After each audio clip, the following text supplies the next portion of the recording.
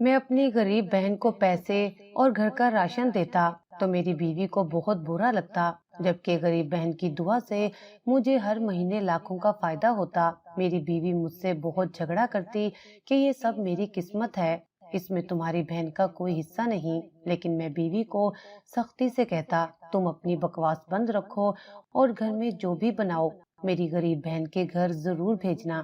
اچانک مجھے نقصان ہونے لگا اور میرے حالات خراب ہونے لگے۔ ایک روز گھر آیا تو بیوی میٹھا بنا کر محلے میں خیرات بانٹ رہی تھی۔ میں اس کے پیچھے چلا گیا۔ جب میری بہن کا گھر آیا تو اس نے اسے کچھ نہ دیا، جبکہ بہن مجھے دیکھ کر رو رہی تھی۔ میں بھاگ کر بہن کے گھر گیا تو سامنے کا منظر دیکھ کر میرا کلیجہ منہ کو آ گیا، کیونکہ میرا نام احمد ہے۔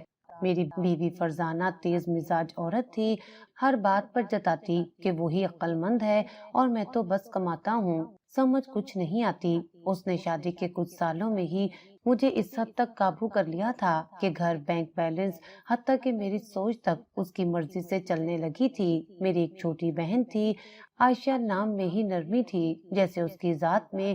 وہ ان لڑکیوں میں سے تھی جنہیں دیکھ کر دل کو سکون ملتا ہے، جن کی آنکھوں میں ہمیشہ ایک عجیب سی معصومیت، ایک بے ساختہ چمک اور باتوں میں ایسا خلوص ہوتا ہے کہ سننے والا خود کو پرسکون محسوس کرے۔ وہ ہنستی تو لگتا جیسے غموں کو بھی سکون آ جائے، اور خاموش ہوتی تو اس کی خاموشی میں ایک دنیا کی صدا گونجتی تھی۔ عائشہ نہایت حسین تھی، اس کے خد و خال میں قدرت کی خاص تراش تھی، لیکن اس کی خوبصورتی کا سب سے بڑا کمال اس کی سیرت تھی۔ وہ کم بولتی، مگر جب بولتی تو ہر لفظ نرمی سے لپٹا ہوتا، کسی کی برائی نہ کرتی، اپنے دکھ دل میں چھپا لیتی اور دوسروں کی خوشی کو اپنی ہنسی میں سجا لیتی۔ وہ ان لوگوں میں سے تھی جو خود کی فکر سے زیادہ دوسروں کے جذبات کا خیال رکھتے۔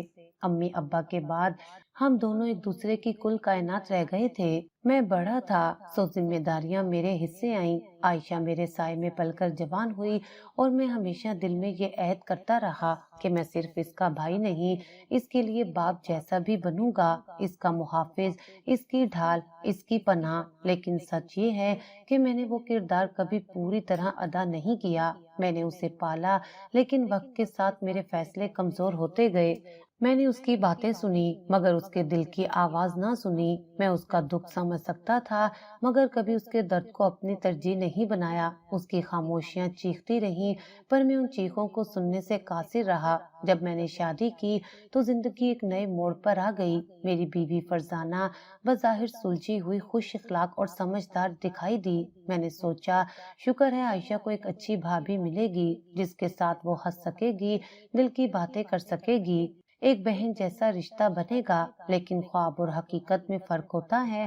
فرزانہ کو عائشہ سے ازل کا بیر تھا، بے وجہ، بے بنیاد، لیکن شدید۔ میں دیکھتا رہا کہ کس طرح وہ ہر بار عائشہ کی موجودگی سے بیزار ہوتی، اس کی باتوں پر تنقید کرتی، اس کی خوشی میں کانٹے چنتی، مگر میں خاموش رہا۔ میں نے سوچا یہ وقتی بات ہے، بیوی ہے، سمجھ جائے گی۔ لیکن میں بھول گیا کہ وقت جب گزر جاتا ہے تو صرف ندامت چھوڑتا ہے۔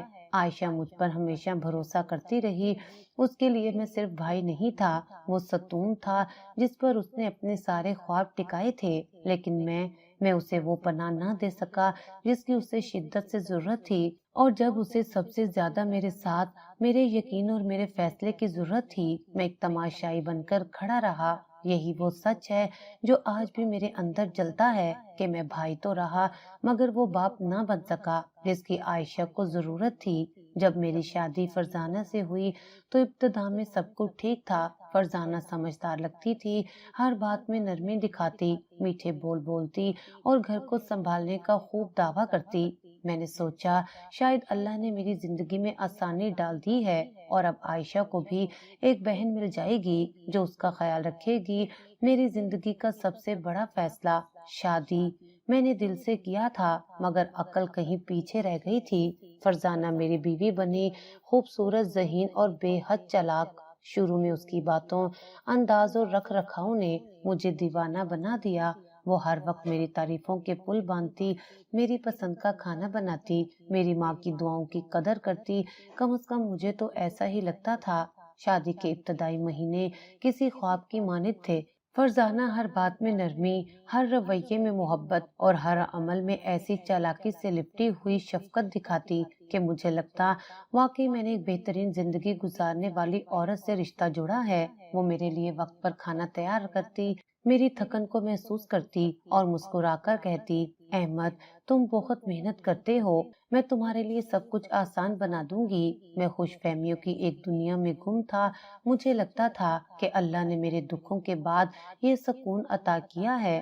میں بے فکری سے گھر آتا، وہ خوش دلی سے میرے استقبال کو تیار ہوتی اور میں یہ سمجھ بیٹھا تھا کہ یہی وہ زندگی ہے جس کی ہر انسان کو خواہش ہوتی ہے۔ مگر وقت کے ساتھ ساتھ وہ چہرہ بدلنے لگا، محبت بھری مسکراہٹوں کی جگہ سرد لہجہ لینے لگا، ہر بات میں ضد آنے لگی۔ پہلے تو چھوٹے فیصلوں میں، جیسے کس دن کس کے ہاں جانا ہے، کیا پکایا جائے، کس سے میل جول رکھا جائے، اگر میری رائے اس کی مرضی کے خلاف ہوتی تو وہ ناراض ہو جاتی، بات چیت بند کر دیتی یا بچوں کے سامنے بے عزت کرنے لگتی۔ آہستہ آہستہ اس کا رویہ میری مالیات تک پہنچ گیا۔ تمہاری تنخواہ کہاں جاتی ہے مجھے کیوں نہیں پتا، میرے ہوتے ہوئے تمہیں کسی اور پر خرچ کرنے کی کیا ضرورت ہے۔ شروع میں میں نے سوچا شاید یہ فکر مندی ہے، لیکن وہ فکر کنٹرول میں بدلنے لگی۔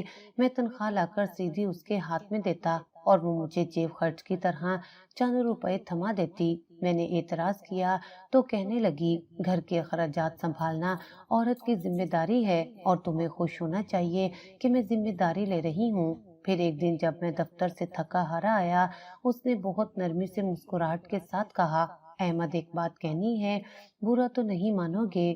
میں نے حیرت سے اسے دیکھا۔ کہو کیا بات ہے؟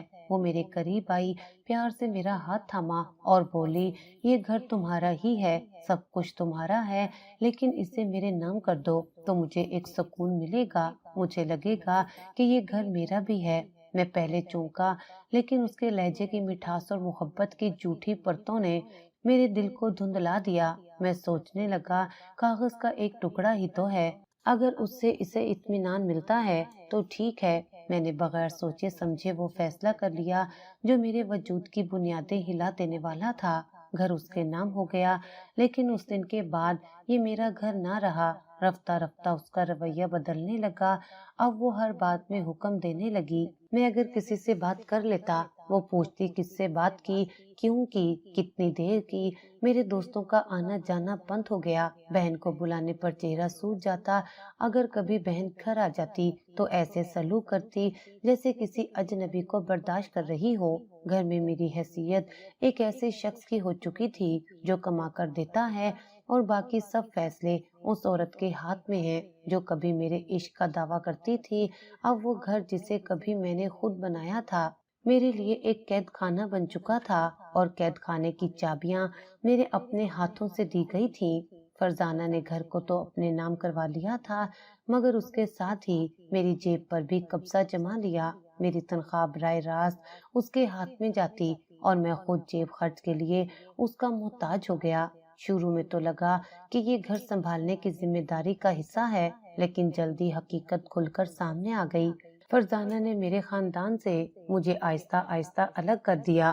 ہر مہینے کی رقم کے بعد ایک حساب کتاب کا دفتر کھلتا جہاں وہ ایک ایک روپے کا حساب مانگتی، سوائے اس دن کے جب میں کچھ اپنی بہن کے لیے چاہتا۔ اس دن وہ زہر اگلتی، تانے دیتی اور گھنٹوں روتی کہ میں اس کی قربانیوں کو نہیں دیکھتا۔ عائشہ میری چھوٹی بہن تھی، لیکن دل کی اتنی بڑی کہ ہر دکھ چپ چاپ سہ لیتی۔ اماں ابا کے بعد میری ذمہ داری تھی، مگر زندگی نے مجھے ایسا باندھا کہ میں خود اپنی ذمہ داریوں سے آنکھ چرا بیٹھا۔ میری بیوی فرزانہ کو شروع دن سے ہی عائشہ سے خدا واسطے کا بیر تھا۔ اس کی معصومیت، خوبصورتی اور سب کی نظر میں عزت شاید اس کے لیے برداشت کرنا مشکل تھا۔ جب بھی عائشہ کے لیے کسی اچھے رشتے کی بات چلتی، فرزانہ فوراً درمیان میں آ جاتی۔ کبھی کہتی، اتنی حسین ہے تو کیا ہوا، گھر کا کام تو آتا نہیں، بہو بن کے کیا کرے گی۔ کبھی کہتی، رشتے والے صرف شکل نہیں دیکھتے ہیں، بعد میں تمہیں پچھتانا پڑے گا۔ میں خاموش ہو جاتا، کیونکہ ہر بار وہ اپنی باتوں میں مجھے قائل کر لیتی اور میں اپنی بہن کی خواہشوں پر اپنی بیوی کی چالاکیوں کو ترجیح دیتا۔ عائشہ کی زندگی میں پہلی بار امید کی ایک نرم کرن ابھری تھی، ایک ایسا رشتہ آیا تھا جس میں سچائی، عزت، اور سکون کے امکان تھے۔ لڑکا انجینئر تھا، خوش اخلاق، ایک بڑی نجی کمپنی میں باعزت ملازمت کرتا تھا۔ اس کے والدین بھی نہایت سادہ اور نیک دل لوگ تھے۔ لڑکے نے جب عائشہ کو دیکھا تو اس کے سادگی، نظریں جھکائے بات کرنے کا انداز اور اس کے نرمی سے جواب دینے کا طریقہ فوراً دل کو بھا گیا۔ انہوں نے رشتہ قبول کر لیا اور میں برسوں بعد ایک ایسی خوشی محسوس کر رہا تھا جو شاید میری بہن کا مقدر بدل سکتی تھی۔ میرے دل میں دعاؤں کا ایک سمندر امڈ آیا اور میں نے سوچا اب وقت نے ہماری محرومیوں پر مرہم رکھ دیا ہے۔ میں نے گھر آ کر فرزانہ کو رشتے کی خوشخبری سنائی۔ دل چاہ رہا تھا وہ بھی خوش ہو، مجھے مبارک دے، بہن کے لیے کچھ اچھا سوچے، لیکن وہ خاموش رہی۔ چہرے پر ایک عجیب سا تناؤ تھا، جیسے کوئی اندرونی جنگ لڑ رہی ہو۔ بس اتنا بولی، اچھا ہے، تمہاری مرضی ہے۔ میں اس کے رد عمل کو وقتی حسد یا بے رغبتی سمجھ کر نظر انداز کر گیا۔ چند دن گزرے تو رشتے کی باتوں میں عجیب سی ٹھنڈک آ گئی۔ وہ لڑکا جس نے عائشہ کے لیے ہاں کی تھی اچانک خاموش ہو گیا۔ اس کی ماں نے بات کرنا کم کر دی۔ میرے دل میں بے چینی نے جنم لیا اور پھر ایک دن اچانک محلے کی عورتوں کے منہ سے نکلی باتیں میرے کانوں تک پہنچی۔ سنا ہے لڑکی کا کردار مشکوک ہے، کسی لڑکے کے ساتھ دیکھا گیا تھا اسے گلی میں۔ میرا دل لرز گیا۔ میں فوراً اصل بات جاننے کے لیے نکلا۔ 2 دن کی تلاش اور سوالات کے بعد حقیقت سامنے آئی۔ میری بیوی فرزانہ نے خود محلے میں یہ جھوٹ پھیلایا تھا۔ یہ محض الزام نہیں تھا بلکہ اس کی باقاعدہ منصوبہ بندی تھی۔ اس نے گلی کے ایک بدنام لڑکے کو عائشہ کے پیچھے لگایا اور اسے لالچ دیا کہ وہ روزانہ اس کے گھر کے سامنے آ کر کھڑا رہے یا بہانے سے اس سے بات کرنے کی کوشش کرے۔ پھر خود ہی محلے کی عورتوں سے باتیں چھیڑی جیسے وہ بس احتیاط کا مشورہ دے رہی ہو۔ آپ کی بیٹی ہے، میرا کیا؟ لیکن میں نے خود اپنی آنکھوں سے دیکھا ہے کہ وہ کسی لڑکے سے ہنس ہنس کر بات کر رہی تھی۔ یہ سب کچھ صرف ایک مقصد کے لیے تھا کہ وہ رشتہ ٹوٹ جائے، کیونکہ عائشہ کی خوبصورتی، عزت اور بڑھتا ہوا مقام فرزانہ کو ہر لمحے ایک کانٹے کی طرح چبھتا تھا۔ جب میں نے یہ سب سنا تو جیسے میرے قدموں تلے سے زمین کھسک گئی۔ مجھے یقین نہ آیا کہ جس عورت کے ساتھ میں نے زندگی گزاری اس نے میرے اعتماد، میری بہن کی عزت اور ایک شریف لڑکے کا بھروسہ اس آسانی سے رون ڈالا۔ میں نے فرزانہ سے سامنا کیا۔ وہ چپ نہ رہی، الٹا طنزیہ انداز میں بولی، ہاں میں نے کیا تو کیا ہوا؟ تمہاری بہن میں کوئی خاص بات نہیں؟ اگر اتنے اچھے رشتے اس کے لیے آ رہے ہیں تو مجھے شک کیوں نہ ہو؟ میں نے صرف جو دیکھا وہی کہا۔ اس کی باتیں زہر سے بھرپور تھیں، لیکن سب سے زیادہ زہریلا وہ لمحہ تھا جب اس نے نرمی اور فریب کے ساتھ کہا، تمہاری بہن کی عزت بچانی ہے نا تو سنو، ایک رشتہ آیا ہے گلی کے چوکیدار کا۔ وہ سیدھا سادہ آدمی ہے، غریب ہے، اس کے لیے تمہاری بہن جیسی لڑکی ہی ٹھیک ہے۔ وہ ماضی نہیں پوچھے گا، بس رکھ لے گا اسے۔ میری زبان بند ہو گئی۔ اس وقت مجھے عائشہ کی آنکھوں میں آنسو، اس کی دعاؤں میں گڑ گڑانا اور اس کا یتیم سا وجود یاد آ رہا تھا، اور میری بیوی اس کو صرف رکھ لینے کے قابل سمجھ رہی تھی۔ میں سوچنے لگا، کیا میرا رشتہ ایک شوہر سے زیادہ ایک جلاد کا ہے؟ اور ایک بھائی کی حیثیت سے میں اب تک خاموش کیوں رہا؟ میرے دل میں ایک لمحے کو ہچکچاہٹ پیدا ہوئی، کیا واقعی میری بہن کا قصور ہے؟ مگر اگلے ہی لمحے فرزانہ نے ہاتھ میں اخبار کی ایک جھوٹی خبر تھما دی جسے کسی نے گلی میں چھاپ دیا تھا۔ شاید اسی آوارہ لڑکے کے ہاتھوں اس خبر میں جھوٹ کا ایک ایسا جال تھا جس نے میرے کمزور اعتماد کو بالکل ختم کر دیا۔ عائشہ میرے سامنے کھڑی رہی۔ بھائی، اللہ کا واسطہ ہے، میری بات سنو، میں بے قصور ہوں۔ وہ لڑکا تو میرے پیچھے لگا دیا گیا ہے، میں نے کبھی اس سے بات تک نہیں کی۔ میں نے آنکھیں پھیر لی، دل پتھر کا ہو چکا تھا، بس بہت ہو چکا، اب اور بات نہ سنوں۔ یہ رشتہ بہتر ہے، جو عزت بچا سکتا ہے وہی اب قسمت ہے تمہاری۔ شادی کی تیاری شروع ہو گئی، نہ مہندی کی رسم، نہ خوشی کا کوئی رنگ۔ گھر میں ایک عجیب سی خاموشی تھی، اور اس خاموشی میں صرف ایک آواز تھی، میری بہن کی سسکیاں۔ جس دن نکاح ہوا وہ دن میری بہن کے لیے نہیں، جیسے اس کی روح کی تدفین کا دن تھا۔ سفید جوڑے میں لپٹی خاموش گمسم وہ میرے ساتھ نکاح خاں کے سامنے بیٹھی تھی۔ زبان پر کوئی خوشی کا بول نہیں، چہرے پر کوئی رونق نہیں۔ نکاح کے بعد جب وہ سسرال کے لیے روانہ ہوئی تو اس نے آخری بار مجھے دیکھا۔ آنکھوں میں صرف ایک سوال تھا، بھائی کیا میں واقعی اتنی گری ہوئی ہوں؟ میں کمزور پڑ چکا تھا۔ فرزانہ کی باتوں میں آ کر میں نے وہ فیصلہ کیا جو آج بھی میرے دل کو جلاتا ہے۔ میں نے اپنی بہن کی آنکھوں کے آنسو، اس کی التجائیں اور اس کی خاموش چیخیں سب نظر انداز کر دیں اور اسے ایک ایسے شخص کے ساتھ بیاہ دیا جو خود حالات کا مارا ہوا تھا۔ شادی کے دن جب عائشہ کا سادہ سا جوڑا اس کے آنسوؤں میں بھیگ رہا تھا، میں نے اس کی طرف دیکھا۔ شاید آخری بار وہ کچھ کہنا چاہتی تھی، لیکن زبان پر صرف ایک سوال تھا، بھائی کیا آپ کو بھی یقین آ گیا؟ شادی کے بعد میری بہن عائشہ جیسے کسی تاریک زندان میں دھکیل دی گئی تھی، جس کی دیواریں بلند بھی تھیں اور بے رحم بھی۔ وہ شخص جس سے اس کی زبردستی شادی کرائی گئی، ایک چوکیدار، نہ صرف مالی لحاظ سے کمزور تھا بلکہ ذہنی طور پر بھی اتنا تنگ دل اور بدظن تھا کہ رشتہ ازواج اس کے لیے صرف ایک بوجھ اور بیوی صرف ایک مشکوک ذمہ داری تھی۔ وہ نہ تعلیم یافتہ تھا، نہ شعور رکھنے والا تھا اور نہ کسی نرم مزاجی یا بردباری کا قائل تھا۔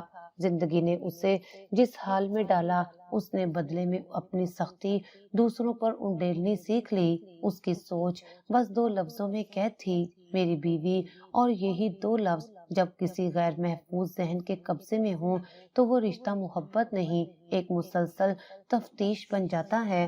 عائشہ جو سراپا حسن اور وقار تھی، اس شخص کے لیے فخر کا باعث بننے کی بجائے شک کا مستقل نشانہ بن گئی۔ وہ خود کو اس کے سامنے صاف دل سے پیش کرتی، خدمت کرتی، ادب سے بولتی، مگر اس کے باوجود اس کے شوہر کو لگتا کہ وہ اس کے معیار سے کہیں زیادہ حسین ہے، اور یہی خیال اس کے دل میں خوف بن کر پلتا رہا کہ کہیں وہ اسے چھوڑ نہ جائے، کہیں کسی اور کی طرف راغب نہ ہو جائے۔ شادی کے چند دنوں بعد ہی اس شخص نے عائشہ کو آزادی کی سانس لینا چھوڑ دی۔ گھر سے باہر نکلنے کی اجازت نہ تھی، دروازے پر خود تالا لگاتا، کھڑکیوں کے پردے ہمیشہ گرے رہتے۔ اگر کبھی دروازے پر کوئی عورت آ جاتی تو واپسی پر پہلا سوال یہی ہوتا، کس سے بات کی، کیا کہا، کیوں آئی تھی؟ یہ سوال کبھی استفسار کے انداز میں نہ ہوتے، بلکہ جیسے عدالت میں کٹہرے میں کھڑی ملزمہ سے تفتیش ہو رہی ہو۔ عائشہ دن بدن اندر سے گھلنے لگی، نہ ہنستی، نہ کھل کر بات کرتی۔ اس کی آواز دھیمی ہو گئی، چہرے پر وہ چمک مانند پڑنے لگی جو کبھی اس کی پہچان تھی۔ اگر کبھی وہ اپنے شوہر کے لیے تیار ہونے کی کوشش کرتی، صاف ستھرے کپڑے پہن لیتی یا بال سنوار لیتی، تو اس پر شک کیا جاتا، یہ کس کے لیے تیار ہوئی ہو؟ میرے پیچھے کون آتا ہے اس گھر میں؟ سچ بتاؤ، تمہارے کسی سے تعلقات تھے کیا؟ اور یہ سب صرف زبانی نہ رہتا، ہاتھ اٹھانے میں دیر نہ لگتی، تھپڑ دھکا گالیاں، وہ سب کچھ اس کے مقدر میں شامل ہو گیا تھا۔ وہ عائشہ جو کبھی سب کی آنکھ کا تارا تھی، اب ایک ایسے انسان کے رحم و کرم پر تھی جس نے اس کی ذات کو بس ایک مشتبہ عنوان بنا رکھا تھا۔ میرے لیے سب سے زیادہ تکلیف دہ لمحہ وہ تھا جب میں اس کی خاموش آنکھوں میں وہ سوال پڑھتا جو زبان پر کبھی نہیں آیا، بھائی تم نے مجھے ایسے انسان کے حوالے کیوں کیا؟ اور میرا دل ہمیشہ اسی لمحے خالی ہو جاتا تھا، کیونکہ اس سوال کا میرے پاس کوئی جواب نہیں تھا۔ اس پر ظلم تب بڑھا جب میری بیوی فرزانہ، جو اب بھی اپنی چالاکیوں سے باز نہ آئی، چپکے سے ایک دن اس چوکیدار شوہر سے ملی۔ موقع بھی ایسا چنا جب عائشہ کا شوہر کسی کام سے محلے میں آیا ہوا تھا۔ فرزانہ نے دانستہ طور پر بات چھیڑی، تمہاری بیوی بہت حسین ہے، سنا ہے محلے میں اس کے بہت چاہنے والے تھے، بڑے لڑکے اس کے پیچھے پھرتے تھے، بس تمہیں خبردار کر رہی ہوں، ایسے حسن والی عورت کو ذرا قابو میں رکھنا پڑتا ہے۔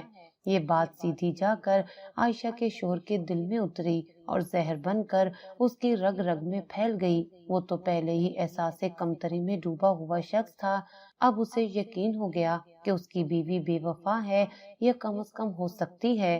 اس دن کے بعد اس کا رویہ بالکل بدل گیا۔ وہ بات بات پر غصے سے کانپنے لگا، عائشہ سے نظریں چراتا، مگر جب بولتا تو زہر اگلتا۔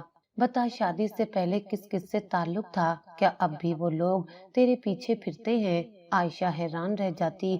वो कस्में खाती, आंसू बहाती, मगर शोहर पर फरजाना के अल्फाज का असर गहरा हो चुका था। उसने घर के दरवाजे पर ताला डालना शुरू कर दिया। बाहर निकलने की इजाजत ना थी। खर्चे के लिए तरसाती तो कहता, अपने यारों से ले आ, वो तो पहले भी तुझे सब कुछ देते थे ना। मेरी बहन जो कभी मेरा मान थी, अब बदगुमानियों और तानों का शिकार हो चुकी थी। और इस सब के पीछे सिर्फ एक औरत थी, मेरी बीवी, जो किसी भी सूरत ये नहीं चाहती थी कि आयशा को जिंदगी में सुकून नसीब हो। आयशा की जिंदगी जैसे रोज एक नया इम्तहान बन चुकी थी। शोहर से शादी के बाद वो जिन सब्र और शुक्र की दुआओं के सहारे जीना चाहती थी, वो आहिस्ता आहिस्ता उसके दिल से छिन गई थी। उसका शोहर, जो उम्र में उससे 10 साल बड़ा था, न सिर्फ मिजाज का सख्त बल्कि दिल का भी बेहद कमजोर निकला। कमजोर भरोसे में, कमजोर एतमाद में, और सबसे बढ़कर कमजोर ज़र्फ में। वो हर वक्त शक के दायरे में अपनी बीवी को घेरे रखता। दफ्तर से आते ही सबसे पहला काम ये होता कि दरवाजे की कुंडी खुद खोले और घर के हर कमरे, हर कोने की तलाशी ले। कभी पर्दे हटाता, कभी अलमारी खोलता, कभी बावर्ची खाने में झांकता, जैसे किसी गैर मर्द की तलाश में हो। आयशा खामोशी से सब देखती रहती, आंखों में बेयकीनी, दिल में दुख और चेहरे पर एक मुस्तकिल बेबसी। वो अक्सर कहता, तू मुझसे जवान है, खूबसूरत भी, तेरी नजरें तो किसी और पर होंगी, क्या पता किसी दिन मुझे छोड़कर चली जाए। आयशा गिड़गिड़ाती, मैं आपकी बीवी हूँ, आपका साथ देने का वादा किया है मैंने। मगर वो बात सुनता ही कब था। उस शक की जड़ें गहरी हो चुकी थीं, जो न सिर्फ उसकी बीवी की खूबसूरती से जुड़ी थीं। फरजाना की कही हुई बातें, बहुत आशिक थे इसके, तुम मोहतात रहो, उसके दिमाग से उतरती ही ना थी। अब तो ये हाल हो चुका था कि वो घर से निकलते वक्त दरवाजे पर ताला लगाता और जाते हुए एक बार नहीं, 3 बार चेक करता कि सब खिड़कियां बंद हैं या नहीं। मोहल्ले में किसी मर्द की आवाज सुने तो फौरन आयशा पर शक करता कि ये उसके लिए तो नहीं आया। आयशा दिन ब दिन एक खौफ में जीने लगी थी। वो बोलने से डरती, नजर उठाने से डरती, हत्ता कि खिड़की से बाहर झांकने से भी डरती कि कहीं कोई उसे देखकर फिर उसके शोर को कुछ और ना कह दे। एक दिन उसने हिम्मत करके कहा, आपको मुझ पर भरोसा क्यों नहीं? मैंने कभी कोई गलती नहीं की। उसका शोहर गुस्से से बोला, बस ज्यादा जुबान ना चलाओ, भरोसा वही करते हैं जो अपनी हैसियत में हो, और तुम मेरी हैसियत से आगे निकल चुकी हो। कभी कभी इंसान दिल के हाथों मजबूर हो जाता है, चाहे अक्ल कितना भी रोकने की कोशिश करे। मैं भी शायद उसी लम्हे का शिकार हो गया था। कई दिनों से आयशा की हालत मेरे दिल को खाए जा रही थी, कभी कपड़ों में पेवंद, कभी बच्चों के लिए खाली हाथ, और सबसे बढ़कर उसके चेहरे पर वो मुस्तकिल उदासी, जैसे वो जिंदगी की कश्ती में तन्हा लड़ रही हो और मैं दूर खड़ा बस तमाशा देख रहा हूँ। फरजाना के डर से मैं कुछ कहने या देने की हिम्मत नहीं कर पा रहा था, लेकिन दिल से बहन की तकलीफ बर्दाश्त नहीं हो रही थी। एक दिन जब फरजाना बाजार गई हुई थी, मैंने अलमारी से चुपके से कुछ 1000 रुपए निकाले, नोटों को तय किया और जेब में रख लिया। दिल बहुत जोर जोर से धड़क रहा था, लेकिन मैंने फैसला कर लिया था कि आज आयशा के आंसू थोड़े कम करके आऊंगा। गली के नुक्कड़ पर आयशा का वो सीधा सा दरवाजा हमेशा की तरह आहिस्ता सा खुला था। मैंने दस्तक दी, वो बाहर निकली तो मुझे देखकर चौंक गई। भाई आप, सब खैरियत? मैंने धीमी आवाज में कहा, ये रख लो, बच्चों के लिए कुछ चीजें ले लेना। वो नजरें झुकाए हुए बोली, नहीं भाई, मैं कुछ नहीं लूंगी, भाभी को पता चला तो आपको फिर कुछ कहेंगी। मैंने इसरार किया, तुम मेरी बहन हो और तुम्हें मुझसे कुछ मांगने की जरूरत नहीं, ये मेरा फर्ज है।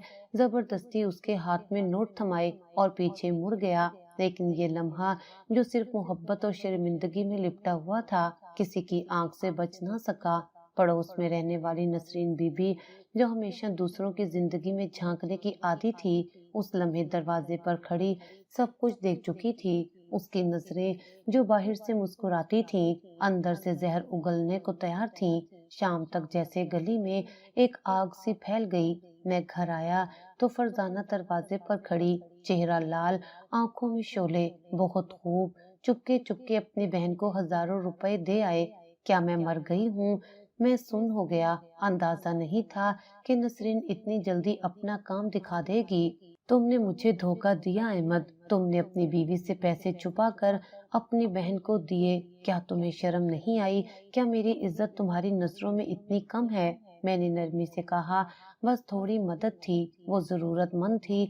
मदद? और मैं क्या हूँ? तुम्हारी बीवी या बस घर का सामान? तुम अपनी बहन के सामने मुझे कुछ नहीं समझते। वो चीख रही थी।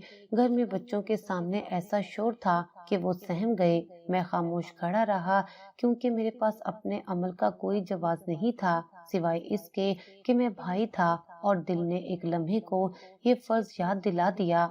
मगर वो लम्हा अब मेरे घर में तूफान बन चुका था, जिसकी लपेट में मेरी कमजोरियां, मेरी खामोशियां और मेरा रिश्ता जल रहा था। आयशा की जिंदगी अब सिर्फ कुर्बानियों का दूसरा नाम बन चुकी थी। वक्त के साथ उसके 2 बच्चे हो गए जो उसके लिए जीने का वाहिद सहारा थे। वो अपने बच्चों के लिए सब कुछ सह जाती, दिन रात की थकन, गुर्बत और शोहर का तल्ख रवैया, मगर जो चीज कभी ना बदली वो उसके शोहर का बदगुमान मिजाज था। 2 बच्चों की मां बनने के बावजूद आयशा को कभी इज्जत की निगाह से नहीं देखा गया। उसका शोहर हर वक्त शक के आलम में रहता। उसे हर लम्हा यही वहम रहता कि उसकी बीवी का किसी गैर मर्द से ताल्लुक है। आयशा की खामोशी, उसका सादापन और दिन रात की मुशक्कत भी उस बदगुमानी को दूर न कर सकी। वो दरिंदा बच्चों के सामने मेरी बहन को मारता। बच्चे चीखते रहते, माँ से लिपटे रहते, लेकिन वो शख्स दरिंदा बन जाता। शक ने उसकी बिनाई छीन ली थी। आयशा खुद को समेटती रहती, लेकिन आवाज ना निकालती, सिर्फ आंखें बंद करके दिल में अल्लाह से एक ही दुआ मांगती रहती, या अल्लाह मुझे मौत दे दे या मेरी जिंदगी आसान कर दे। उस रात मार खाकर आयशा अपने बच्चों के साथ कमरे के एक कोने में दबक कर बैठ गई। बच्चे डरे हुए थे, माँ की गोद में छुपे सिसक रहे थे, और आयशा खुद एक पत्थर में बदल चुकी थी। एक ऐसा पत्थर जिस पर आंसू बहते थे मगर आवाज नहीं निकलती थी। कमरे में अंधेरा छा चुका था, सिर्फ चांद की हल्की रोशनी खिड़की से अंदर आ रही थी, और इस रोशनी में आयशा की आंखों के आंसू चमक रहे थे। वो बच्चों को अपनी गोद में लिटाकर उनकी सांसों की आवाज सुनकर तसल्ली करती रही कि वो सो चुके हैं। फिर आहिस्ता से उठी, जाए नमाज बिछाई और सजदे में गिर गई। या अल्लाह, बस तू ही मेरा गवाह है। तू ही जानता है कि मैं बेगुनाह हूँ। मैंने कभी किसी गैर मर्द की तरफ निगाह तक नहीं उठाई। मैंने सिर्फ बर्दाश्त किया है अपने शोहर के हाथों के जख्म, उसकी बातों की काट और उसके शक के तूफान। या अल्लाह, मेरी खताएं बख्श दे अगर कहीं मैंने सब्र में कमी की हो। आयशा की आवाज सिसकियों में डूबी हुई थी। उसने दुआ में हाथ उठाए, मगर लरजते हाथों में भी एक ऐसी बेबसी थी जो शायद सिर्फ वही औरत समझ सकती है, जिसकी इज्जत पर बार बार सवाल उठाए गए हों और जिसे हर बार सफाई देना पड़ी हो बिना किसी कसूर के। या रब, मेरी जिंदगी को आसान कर दे। मेरी किस्मत तेरे हाथ में है। मैं किसी इंसान से कुछ नहीं मांगती, बस तुझसे मांगती हूँ मेरे बच्चों को महफूज रख, उनके नसीब अच्छे बना दे, और अगर मेरे नसीब में खुशी नहीं तो कम से कम इतना कर दे कि मेरी जिंदगी इतनी कठिन ना हो। मेरी सांसें अब बोझ बनने लगी हैं, या उन्हें खत्म कर दे या मेरे लिए एक नई सुबह पैदा कर दे। वो सजदे में गिरकर देर तक रोती रही। जायनमाज आंसुओं से भीग गई और कमरे में सिर्फ उसके रोने की आवाज गूंजती रही। उसने अपने भाई को याद किया, वो भाई जो कभी उसका साया था लेकिन आज एक अजनबी बन चुका था, उस बीवी के इशारों पर चलने वाला जिसने आयशा की जिंदगी को एक अंधेरे में बदल दिया था। भाई, काश तुमने मेरी एक बार बात सुन ली होती, काश तुमने मुझे एक बार थाम लिया होता। वो दिल में कहती, लेकिन जुबान पर सिर्फ अल्लाह का नाम रहता। उस रात आयशा ने अपनी सारी उम्मीदें अल्लाह के हवाले कर दी, क्योंकि इंसानों से भरोसा बहुत पहले टूट चुका था। अब सिर्फ एक ही जात थी जो उसे सुन सकती थी, और शायद वो दुआ, वो आंसू, वो सजदा उसकी किस्मत का रुख बदलने वाला था। मगर कब, ये वो नहीं जानती थी। एक दिन दफ्तर से वापस आते हुए मेरी मुलाकात मोहल्ले के एक बुजुर्ग से हुई, जिन्होंने बड़ी मोहब्बत और नरमी से मुझे रोककर कहा, बेटा, तुमसे कुछ बात करनी है, जरा वक्त निकाल कर सुनना। میں حیران ہوا مگر ان کی آنکھوں میں کچھ ایسا تھا کہ میں انکار نہ کر سکا۔ وہ بولے، تمہاری بہن بہت نیک اور باحیا لڑکی ہے، ہم سب محلے والے جانتے ہیں کہ اس پر لگائے گئے الزامات جھوٹ کا پلندہ تھے۔ تمہاری بیوی نے جان بوجھ کر اس کی زندگی تباہ کی ہے۔ وہ لڑکا جس کا نام لے کر تمہاری بہن کو بدنام کیا گیا تھا خود یہ سب بتا چکا ہے کہ اسے فرزانہ نے عائشہ کے پیچھے لگایا تھا تاکہ اس کی عزت خاک میں مل جائے۔ میرے قدموں تلے سے زمین نکل گئی، زبان خشک ہو گئی، دل کی دھڑکن بے قابو ہو گئی۔ یہ سب جھوٹ تھا۔ ہاں بیٹا، تم نے اپنی بہن کے ساتھ بہت زیادتی کی۔ اس نے جو کچھ سہا ہے وہ لفظوں میں بیان نہیں کیا جا سکتا۔ میں گھر آیا تو دل میں طوفان برپا تھا۔ فرزانہ میرے سامنے بیٹھی تھی، بچوں کو کھانا کھلا رہی تھی۔ میں نے غصے سے کہا، تم نے میری بہن کے خلاف جھوٹ بولے، اس کی زندگی برباد کر دی، تمہیں شرم نہیں آئی؟ وہ چونک گئی، آنکھیں پھیل گئیں، مگر جلدی چہرے پر غصے کی جھوٹی پرت چڑھا کر بولی، میں نے کچھ نہیں کیا، سب اپنی بہن کے دکھ پر مجھے الزام دیتے ہو، ہمیشہ میں ہی غلط کیوں؟ میں چلایا، بس کرو فرزانہ، سب سچ سامنے آ چکا ہے، محلے والے، وہ لڑکا، سب نے تمہارا فریب بے نقاب کر دیا ہے۔ تم نے میری آنکھوں میں دھول جھونکی، میری بہن کی عزت پامال کی اور مجھے اس سے دور کر دیا۔ فرزانہ رونے لگی، ہچکیوں میں بولی، ٹھیک ہے، اگر تمہیں میری ہی غلطی لگتی ہے تو میں جا رہی ہوں، اپنے بچوں کو خود سنبھالو، میں گھر چھوڑ کر جا رہی ہوں۔ میری آنکھوں کے سامنے میرے چھوٹے بچے آ گئے تھے، ہاتھ معصوم چہرے جو ماں کے بغیر ایک پل نہیں رہتے تھے، وہ دونوں کونے میں کھڑے ڈر کے مارے مجھے دیکھ رہے تھے۔ میرے دل میں وہ لمحہ ایک تلوار کی طرح چبھ گیا۔ میں نے فوراً نرمی سے کہا، نہیں فرزانہ، مت جاؤ، بچوں کے لیے مت جاؤ۔ فرزانہ نے یہ سن کر رونا کم کیا، مگر میں جان چکا تھا کہ یہ ایک اور جیت تھی، اس عورت کی جس نے میری بہن کی ہار کو اپنی فتح بنایا تھا، اور میں اب بھی اپنی کمزوری، اپنی بیٹی جیسی بہن کے آنسو اور اپنے ضمیر کے بوجھ تلے دب چکا تھا۔ عید کا چاند نکلا تو پورے محلے میں خوشی کی لہر دوڑ گئی، گلیاں روشن ہو گئیں، بچے خوشی سے شور مچانے لگے اور ہر گھر میں تیاریوں کا شور تھا۔ میری بیوی فرزانہ بھی بہت سرگرم ہو گئی، رات کے کھانے کے بعد ہی اس نے دودھ چڑھا دیا، چینی ناپی اور 10 کلو کھیر بنانے کی تیاری شروع کر دی۔ کہنے لگی، عید کے دن سب کو میٹھا کھلاؤں گی، پورے محلے میں میری کھیر کی دھوم ہونی چاہیے۔ میں خاموشی سے بیٹھا اسے دیکھتا رہا، اس کے چہرے پر ایک عجیب سی خوشی تھی، جیسے یہ عید اس کی کامیابی کا جشن ہو، مگر اس خوشی میں کہیں رحم، احساس یا قربت کی کوئی جھلک نہ تھی۔ اسی گلی کے آخری کونے پر میری بہن عائشہ رہتی تھی، وہ سیدھا در و دیوار، ٹوٹا سا دروازہ اور اندر وہ 2 بچے جن کی آنکھوں میں ہمیشہ بھوک کی پرچھائیاں دکھائی دیتی تھیں۔ میں نے آہستہ سے کہا، فرزانہ، کل کھیر سب میں بانٹ دینا، میری بہن کو بھی دے دینا۔ وہ جیسے سن کر بھی انسنی کر گئی۔ اگلے دن جب عید کی خوشی پورے محلے میں پھیل گئی، فرزانہ نے بڑے بڑے برتن نکالے، کھیر چھوٹی چھوٹی کٹوریوں میں ڈالی اور بچوں کے ساتھ لے کر محلے کے ہر دروازے پر جا پہنچی۔ دروازے کھلتے دعائیں ملتی اور وہ سینہ تان کر کہتی، میں نے بنائی ہے، پورے محلے میں سب کو بھیج رہی ہوں۔ لیکن جب وہ گلی کی اس نکڑ پر پہنچی جہاں میری بہن کا گھر تھا تو قدم روک لیے۔ بچے حیرت سے بولے، امی، پھپھو کو بھی دینا ہے نا؟ فرزانہ نے ناک چڑھائی، اس کی ایسی اوقات کہاں، چوکیدار کی بیوی ہے، ہمارے برابر تھوڑی ہے۔ میرے دل پر جیسے کسی نے چاقو رکھ دیا ہو۔ اتنے میں دروازہ کھلا اور میری بہن عائشہ وہاں کھڑی تھی۔ وہ کچھ کہنا چاہتی تھی، شاید دل میں تھوڑی امید لے کر آئی تھی کہ اس بار بھائی کی بیوی اسے نظر انداز نہیں کرے گی، لیکن فرزانہ کا رخ موڑنا اور اس کی تیز زبان سن کر اس نے خاموشی سے دروازہ بند کر دیا تھا۔ میری بہن کے بچے جب بھوک سے بلک رہے تھے اور دروازے کے اندر سے ان کی فریادیں میرے دل کو چیر رہی تھیں، میں نے ایک لمحہ بھی ضائع نہیں کیا، فوراً گھر واپس آیا اور کچن میں جا کر آٹا، چینی، چاول، دالیں اور بچوں کے لیے کچھ بسکٹ اور دودھ کا پاؤڈر ایک تھیلے میں بھرنے لگا۔ دل میں ایک عجیب طمانینت تھی، جیسے میں برسوں کا بوجھ اتار رہا ہوں۔ یہ پہلا موقع تھا جب میں نے فرزانہ سے کچھ کہے بغیر وہ سامان اٹھایا اور سیدھا عائشہ کے گھر جا پہنچا۔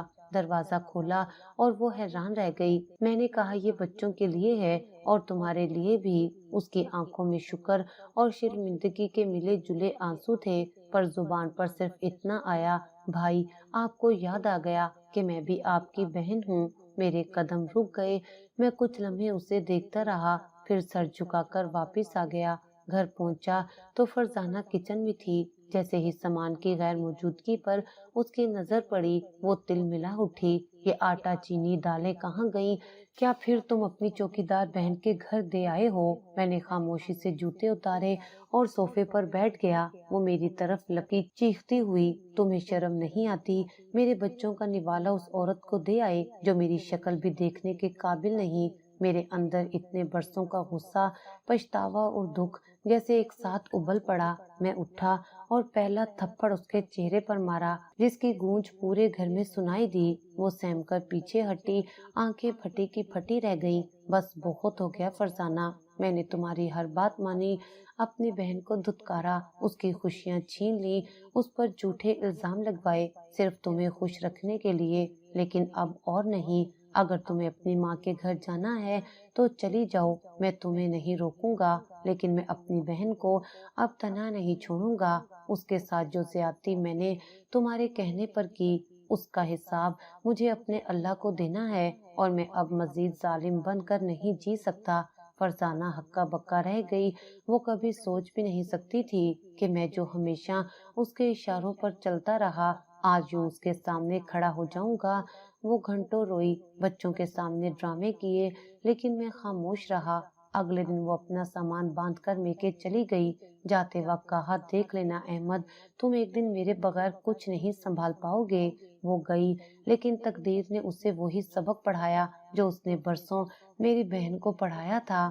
اپنے میکے پہنچتے ہی اس کی بھابھی نے اسے عجیب نظروں سے دیکھا، زبان سے کڑوے جملے برسائے، شوہروں کو چھوڑ کر آنے والی عورتوں کا ہمارے گھر میں کیا کام؟ سنا ہے تمہارے چکر کسی اور کے ساتھ چل رہے تھے، تبھی تو شوہر اور بچوں کو چھوڑ کر یہاں آ گئی ہو۔ فرزانہ کا بھائی، جو کبھی اس کا سب سے بڑا حمایتی تھا، اس نے بھی اس کی باتوں پر یقین کرنے سے انکار کر دیا۔ بچوں والی عورت ہو، تمہیں شرم نہیں آئی؟ کیا سوچ کر آئی ہو ہمارے پاس؟ ہم پر بھی الزام لگواؤ گی؟ فرزانہ کے غرور کو توڑنے میں وقت نے بہت صبر سے کام لیا، لیکن جو منظر اس کے لیے تیار تھا وہ نہایت خاموش مگر عبرت ناک تھا۔ جب وہ اپنا غرور، اپنی جیت کا علم بلند کر کے میرے دروازے سے میکے روانہ ہوئی تھی تو اس کے چہرے پر ایک بے باک اطمینان تھا۔ اسے یقین تھا کہ وہاں اپنے گھر میں اسے پھر وہی عزت، وہی دبدبا اور وہی حمایت ملے گی جیسے کہ ہمیشہ ملا تھا۔ لیکن تقدیر نے اسے اس کی اپنی لکھی کہانی میں وہی کردار دے دیا تھا جو وہ برسوں سے میری بہن عائشہ کو سونپتی آئی تھی۔ الزام کا کردار، بدنامی کی مار اور زبان بند کر دینے والی بے عزتی۔ اپنے میکے میں داخل ہوتے ہی فرزانہ کو اندازہ ہوا کہ اس کے لیے دروازہ تو کھلا ہے، لیکن وہی گرم جوشی غائب ہے۔ اس کی بھابھی نے اسے سرسری سا سلام کیا اور سیدھا سوال کیا، بچوں کو چھوڑ کر آئی ہو یا انہیں بھی پریشان کرنے آئی ہو؟ فرزانہ ہکا بکا رہ گئی۔ یہ وہی بھابھی تھی جس کے سامنے وہ ہمیشہ فخر سے اپنے سسرال کا روب چھاڑتی تھی، مگر آج وہ اسی کے سامنے صفائی پیش کرنے پر مجبور ہو گئی۔ اگلے ہی دن اسے کھانے کی میز پر بیٹھنے سے پہلے طعنے سننے کو ملے، اب کیا ہماری چھت کے نیچے بیٹھ کر اپنی مرضی کرو گی؟ شوہر کو چھوڑ کر گھر آنے والی عورت کو ہم کیا کہیں؟ کوئی وجہ تو ہوگی نا؟ فرزانہ کی آنکھوں میں پہلی بار وہ نمی تھی جو صرف ندامت سے جنم لیتی ہے۔ جب اس کے بھائی نے بھی کہا، میرا نام محلے میں بدنام نہ کرنا، لوگ پوچھتے ہیں تمہارے بارے میں، ہم کیا جواب دیں؟ تو اسے لگا جیسے اس کا وجود ایک بے وزن بوجھ بن گیا ہے جو کسی کو گوارا نہیں۔ اب وہ کسی پر غصہ نہیں کر سکتی تھی، کسی کو اپنی صفائی نہیں دے سکتی تھی، کیونکہ اس کے الفاظ کا وزن ختم ہو چکا تھا۔ اور تب تب اسے یاد آیا کہ کیسے اس نے عائشہ کو بار بار بدنام کیا، اس کی خاموشی کو کمزوری سمجھا اور اس پر جھوٹے الزامات لگا کر ایک ایسا طوفان کھڑا کیا جس میں اس کی زندگی برباد ہو گئی۔ فرزانہ آئینے کے سامنے بیٹھی اور خود کو پہلی بار سچ میں دیکھا، نہ وہ روب باقی تھا، نہ اعتماد اور نہ زبان میں وہ تیزی، بس ایک تھکی ہوئی عورت تھی جو اس درد کو سہنے لگی تھی جو وہ برسوں سے دوسروں کو دیتی رہی تھی۔ اب اسے وہ سارے جملے یاد آنے لگے جو اس نے کبھی عائشہ کے لیے کہے تھے، اس کی اوقات نہیں، یہ تو کسی کے قابل نہیں، ایسی لڑکیاں ہی بدنامی کا سبب بنتی ہیں۔ اور اب وہی الفاظ جیسے ہر روز اسے سننے پڑ رہے تھے، اسی کے خلاف وہ روتی تھی، مگر ان آنسوؤں میں صرف دکھ نہیں بلکہ شرمندگی، بے بسی اور وہ احساس جرم تھا جس سے وہ برسوں منہ موڑتی رہی۔ اسے اب یہ بھی احساس ہو چکا تھا کہ جس گھر کو چھوڑ کر وہ آئی وہی اس کی اصل پناہ تھا، اور جس نن کو وہ نیچا دکھاتی رہی وہی اس کا اصل آئینہ تھی۔ فرزانہ اب خاموش ہو گئی تھی کیونکہ اسے وہ سچ نظر آ چکا تھا جسے اس نے ہمیشہ جھٹلایا تھا۔ چند دن بعد وہ بچوں کے بغیر خالی ہاتھ خاموشی سے میرے دروازے پر آ کھڑی ہوئی۔ دروازہ کھولا تو وہ جھکی نظروں سے بولی، مجھے معاف کر دو احمد، میں نے تم سے، تمہاری بہن سے اور اپنے بچوں سے بہت زیادتی کی، میں اب کچھ نہیں کہوں گی، صرف واپس آنا چاہتی ہوں۔ عائشہ اندر سے نکل کر آئی، اس نے ایک لمحے کو فرزانہ کی آنکھوں میں جھانکا، شاید اس نے اس دکھ کو پہچان لیا تھا جو برسوں وہ خود سہتی رہی۔